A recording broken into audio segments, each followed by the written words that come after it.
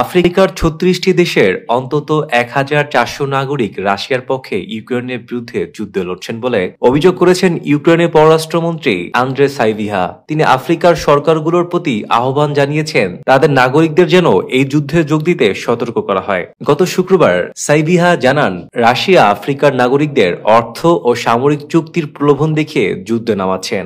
অনেককেই কোনো প্রশিক্ষণ ছাড়াই সম্মুখ সমরে পাঠানো হচ্ছে, যেখানে অধিকাংশ ভাড়াটে সেনা ১ মাসের মধ্যে মারা যাচ্ছেন। এই খবরটি জানিয়েছে আল জাজিরা। প্রতিবেদনে আরো বলা হয়, দক্ষিণ আফ্রিকা জানিয়েছে তাদের ১৭ জন নাগরিক রাশিয়া ভাড়াটে বাহিনীতে যোগ দিয়েছে বলে ধারণা করা হচ্ছে।